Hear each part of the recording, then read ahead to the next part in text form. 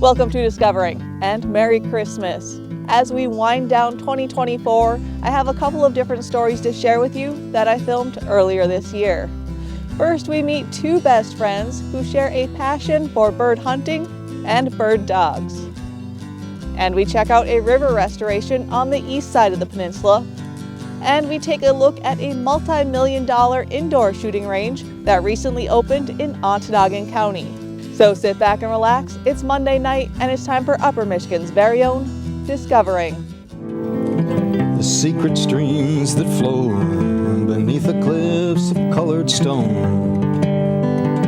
Forests thick and healthy with birch and pine and oak. Surrounded by the greatest lakes this world has ever known. The black bear's awesome presence as he roams the hills and fields. Call of the timber wolf, the loon's lonesome trill, the eagle soaring high above, the trout lies deep and still. These are what I treasure, the only way I measure feelings that I have for this fine land. There is so much to discover when you're a long-time lover of northern Michigan.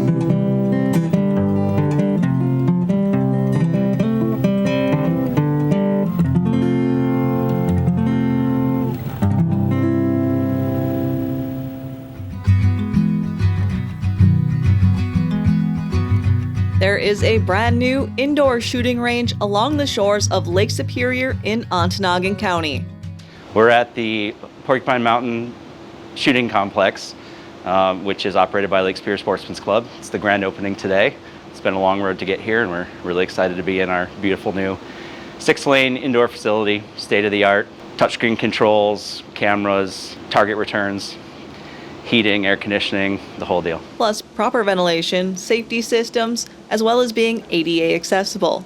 A far cry from the Lake Superior Sportsman's Club's previous facility. The old conservation camp buildings next door, which were built in the 1920s, raccoon infested, heated with firewood.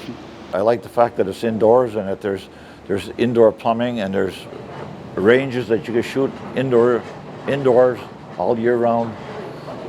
It's just fabulous. The $4 million project was funded in part by the Michigan DNR and a federal grant through the Pittman-Robertson Wildlife Restoration Act. The Sportsman's Club members also fundraised $50,000. The Lake Superior Sportsman's Club and the DNR have worked tirelessly together for permitting, planning, securing the funding, designing the building, public input, and just working together. A lot of volunteer hours, a lot of time from the board, directors at the Sportsman's Club, just a lot of perseverance, fighting through contracts and insurance, and there have been a lot of challenges. So to get here is pretty spectacular. This project is 15 years in the making. Our visionary, Walt Tepper, started this project in 2009, and when I retired and came back to the UP in 2010, I joined with him, and he said, this is an exciting time to belong to Lake Superior Sportsman's Club. And I said, why? He said, we've got a vision and we're going to build a new sportsman's club.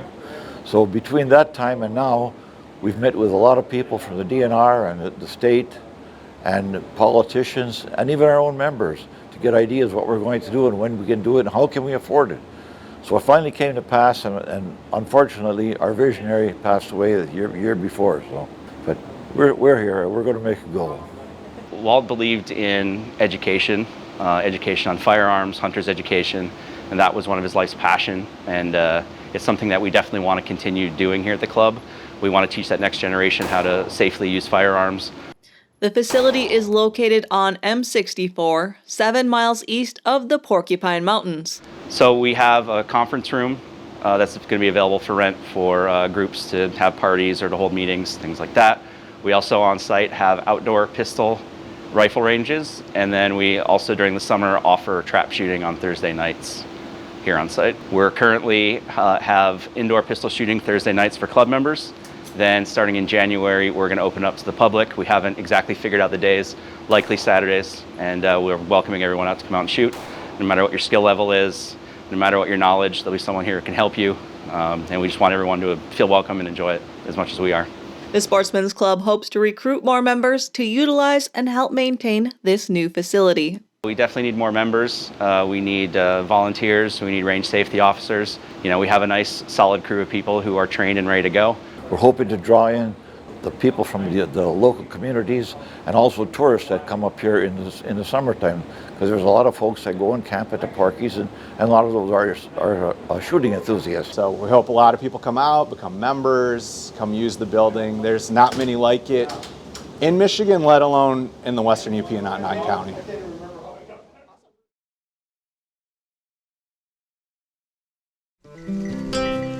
On a beautiful fall day in late October, I met up with Sarah Top and Heather Shaw, two best friends, for an upland bird hunt and to talk about what they love about the sport. Along with them are four of their best four-legged friends, Clover, Chip, Timber, and Copper. Copper is about 2.5, so she's a young pup. We'll see how she does today. She is a Vizsla, so she's the half sibling to my friend's dogs that I started bird hunting over. That's Chip and Clover. So these guys are both setters. And they've been off for a couple days, so they're gonna be super fresh. Spoiler alert, we did not get any birds in the bag, but we did see some and still had a great time. So I started bird hunting maybe 7-8 years ago with some volunteers I met through my work doing volunteer habitat work with MUCC. They talked me into hunting over a bird dog. I had unsuccessfully grouse hunted by myself in the woods. Always scare me every time they flush, and I finally got the opportunity to hunt over a Vizsla. And I fell in love with it. And then 2 years of doing that with my buddies Brent and Jill Chambers, I got my own bird dog, who's Timber, the German short hair you saw. And now I actually have a Vizsla who's a half sibling to the Vizsla that I learned to bird hunt over. So pretty cool. And been doing that ever since. I cut my teeth bird hunting as well. I really started off duck hunting before I had a dog, and I lived out west for a while before coming back for grad school, and got my first bird dog as well, and that was the gateway drug. That was it for me, and I have just become so enamored by upland hunting. I love the upland hunting community too, so I have 2 setters, and my better half has 2 Brittany's, so we are a house divided, but I love them all the same. And yeah, we spend all of our free time with the dogs, and all of our best friends have bird dogs as well, and it's just created an amazing community and family for us too. So yeah, we just roam around the UP, and this is what we do. So luckily we don't have to survive on grouse, because we'd be sometimes unsuccessful, but the challenge and the landscapes it takes us to is really incredible. So I just absolutely love it. Sarah and Heather met through working in the outdoors community and each moved to the UP for the hunting and outdoor life it provides. I was a wildlife biologist for the Rough Grouse Society at the time, and you were working for MUCC, right? Yeah, I was working for MUCC, and we met through habitat projects, really. We got to start kind of coordinating some habitat work. I knew she had a bird dog, and I had just got a bird dog. I think our dogs are about the same age, yeah. And we lived in the same relative town in northern Michigan, and it's like, man, let's get out and go hunt together. So yep. Finally we did, and we've been best friends ever since. Besties with bird dogs. So yeah, we were in northern Michigan and had some habitat projects in the UP as well, and we would come up on the weekends, and both of us are like, all right, it's time. We're moving. We got to get up here, and now we don't live too far from each other. She's in Republic, and I'm in Gwynn too. So yeah, it's amazing. Yeah. This is Timber. She is my first bird dog. She'll be 7 at the end of November. German short hair pointer. Of course, their favorite part about bird hunting? The dogs. Okay, find it. They're a huge part of my home life too, but just being out in the woods with them, even if I don't see a bird that day, or many times I go out, especially this season, and I don't harvest a single bird, and I'm spending hours and miles in the woods, and I still love every second of it. Just being out there with the dog, seeing the dog work, just makes me really happy. Is it right there, Clover?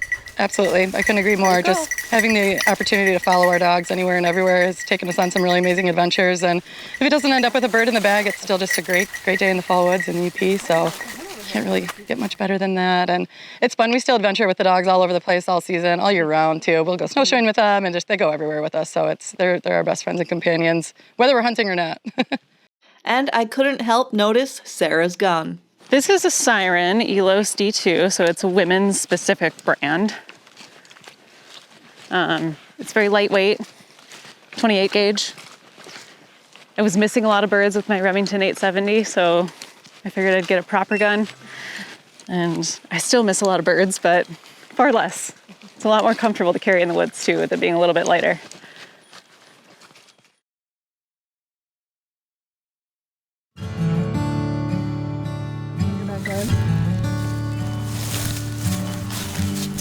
Another one. Ooh.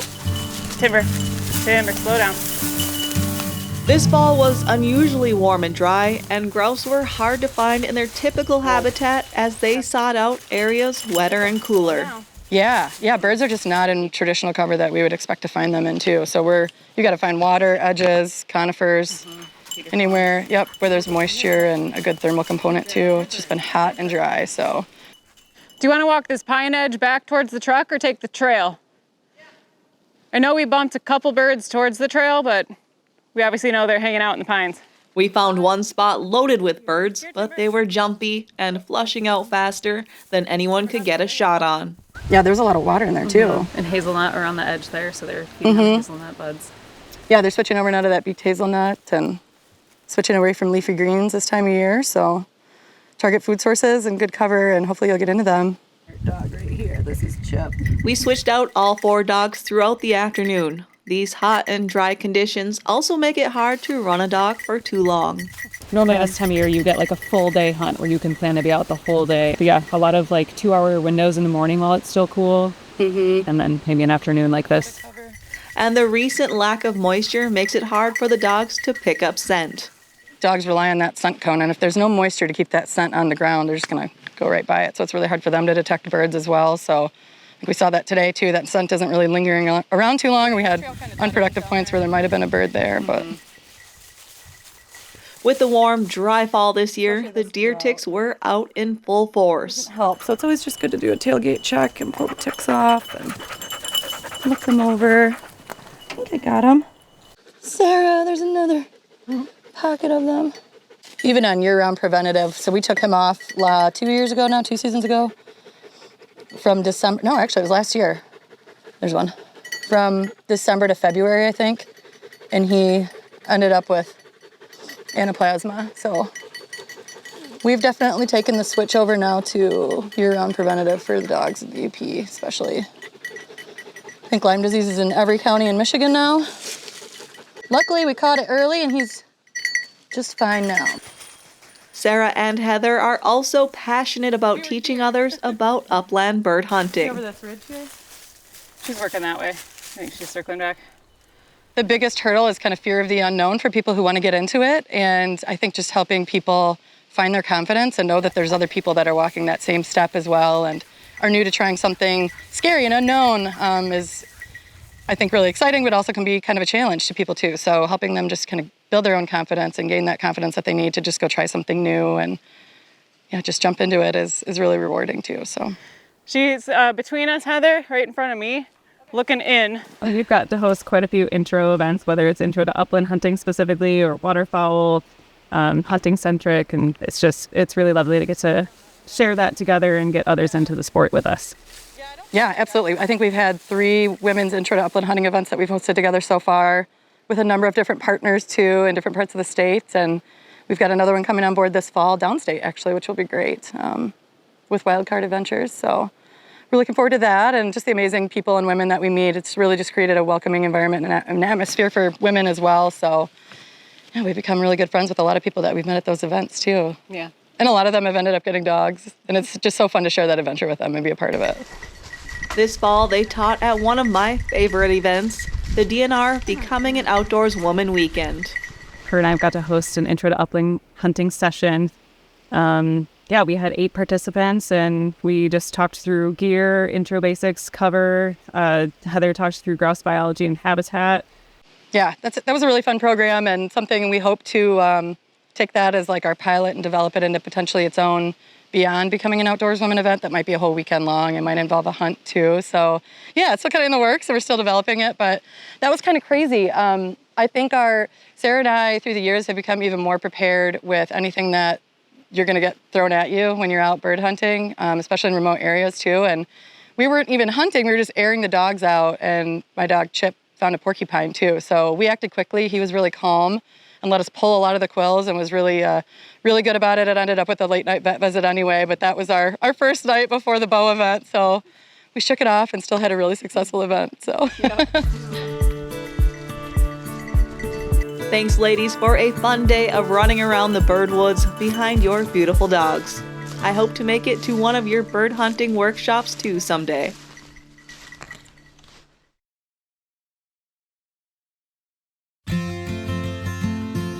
Hi, I'm Amy Nowakuski. I'm the Coastal Project Manager at Huron Pines. So Huron Pines is a conservation nonprofit organization.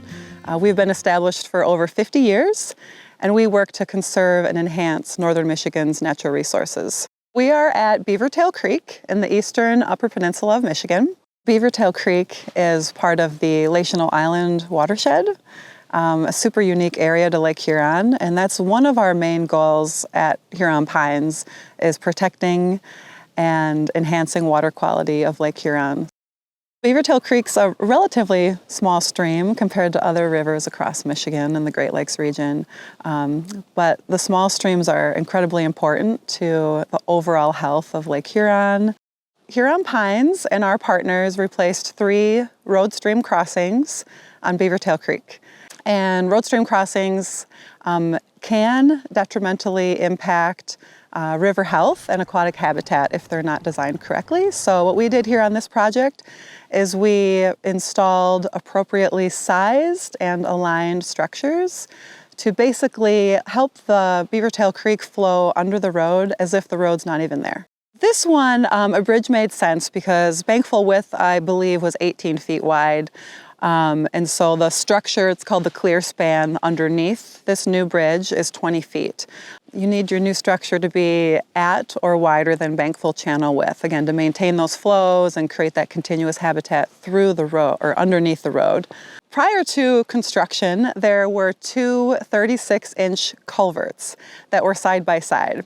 And generally, whenever you put 2 culverts side by side, it's not the best idea for both road infrastructure as well as river health. Also, when you put a culvert on a river or a stream that's too small, it really impedes that flow. So if you can think of a hose and water flowing through a hose, and if you were to squeeze that hose, the water comes out at a faster velocity. And so what that does in a river system is it creates higher erosion. It erodes the stream banks. It can directly erode the road surface itself. And then it creates sedimentation into that water body downstream. So Beaver Tail Creek is a cold water stream. There's native brook trout, which is one of our priority species, which is how this project really received a lot of the funding and the interest and the support.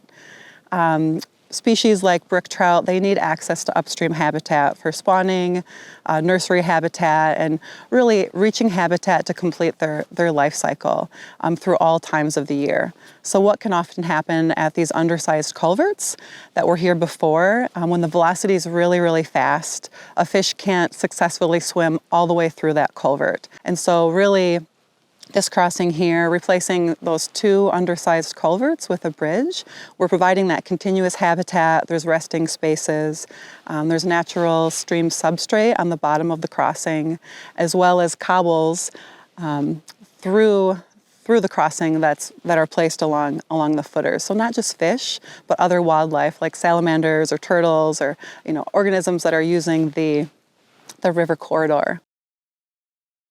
So now we're at the northernmost Beaver Tail Creek site that was recently replaced with this new structure. So previously there were 2 48-inch culverts here at this site and resulted in a barrier to upstream movement of fish and aquatic species. As you can see, we went with an aluminum arch culvert at this site. It meets the bankful channel width, so the river can pass through the road as if the road's not even here.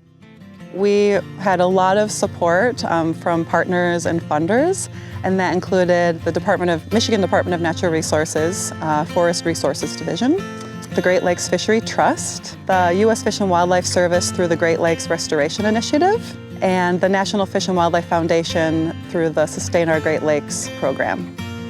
And then we also had in-kind matching funds through the Chippewa County Road Commission. The Chippewa County Road Commission did the construction work at all 3 sites. So now that these 3 road stream crossings have been replaced on Beaver Tail Creek, through that effort, 17 miles of upstream aquatic habitat have been connected. That's all for tonight, and I hope to see you right back here next week for Upper Michigan's very own Discovering.